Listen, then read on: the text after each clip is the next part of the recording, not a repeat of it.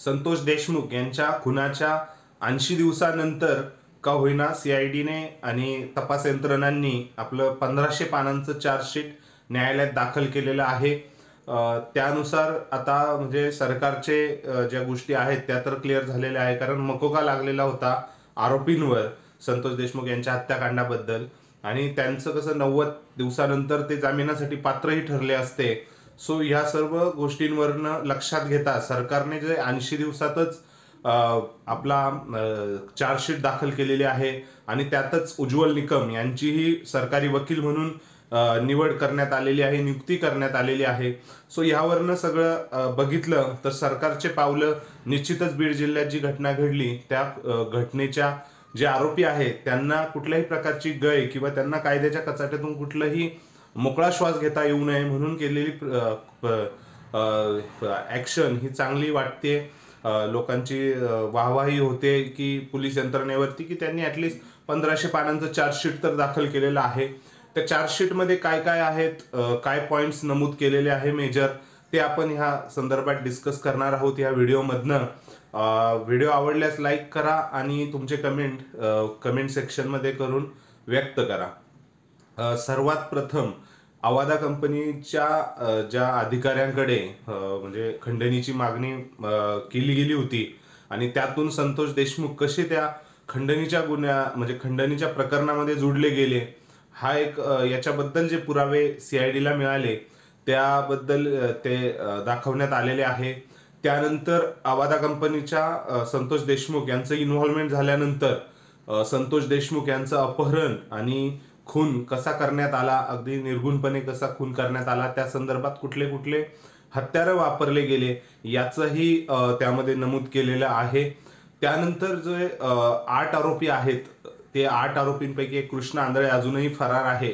त्या फरार आरोपीला पकडण्याचा प्रयत्न तर चालू आहे, परंतु 8 आरोपींचा प्रत्यक्ष सहभाग आणि त्यानंतर त्यांना कुणी मदत केली, आता त्यामध्ये सिद्धार्थ सोनवणे म्हणजे जो मुंबईला पळाला होता, गावातला होता, त्याने संतोष देशमुख यांचं लोकेशन दिलं, असा म्हणजे याने इनडायरेक्टली लोकांना साथ दिली, त्या संदर्भात त्यालाही अटक केलेली आहे। त्याच्याबद्दलचे पुरावे चार्जशीट मध्ये आहेत। आणि महत्वाचा सगळ्यात भाग म्हणजे ज्यावेळेस अपहरण झालं त्यानंतर कोणाला व्हिडिओ कॉल केले गेले, व्हिडिओ कॉलमध्ये काय दाखवलं गेलं, सीडीआर रिपोर्ट्स, हे सर्व चार्जशीट मध्ये पुरावे म्हणून दाखल केलेले आहे। निश्चितच यामध्ये वाल्मिक कराड या म्हणजे या व्यक्तीला त्यांनी कॉल केले आरोपींनी, असं प्रथमदर्शनी त्याचे पुरावे हे सादर केले गेलेले आहे। सो हे एकंदरीत सगळं बघता आता कोर्टाच्या सुनावण्या चालू होतीलच।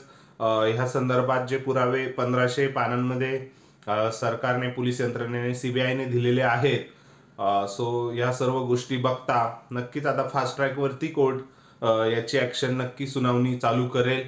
आपण जर एकंदरीत बघितलं तर बीड जिल्ह्यात हा जो संतोष देशमुख यांचं जे घटना घडली, निर्गुण खून करण्यात आला, म्हणजे मी मागेही बोललो होतो संभाजी महाराज असा इतिहासात आपण जो संभाजी महाराज होते आपले छत्रपती, त्यांच्या म्हणजे त्यांच्यावर असे अमानुष अत्याचार करण्यात आले होते, नख काढण्यात आली, म्हणजे एक एक अवयव त्यांचा निकामी करण्यात आला होता आणि त्यानंतर त्यांची हत्या करण्यात आली। सेम त्याच पार्श्वभूमीवर देशमुख यांची हत्या करण्यात आली, कारण इतकं निर्गुणपणे मारणं आणि त्यानंतर त्यांच्या वरती म्हणजे बोललंही जातं की प्राण जात नव्हता म्हणून छातीवर नाचलेही।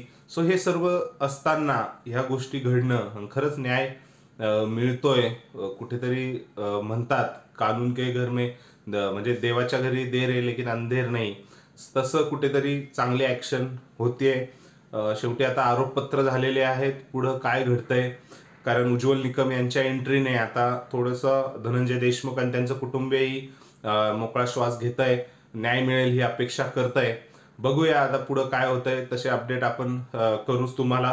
व्हिडिओ आवडल्यास लाईक करा, तुमचे विचार कमेंट सेक्शन मध्ये कमेंट करून व्यक्त करा आणि चॅनलला सबस्क्राईब केलं नसेल तर नक्की सबस्क्राईब करा।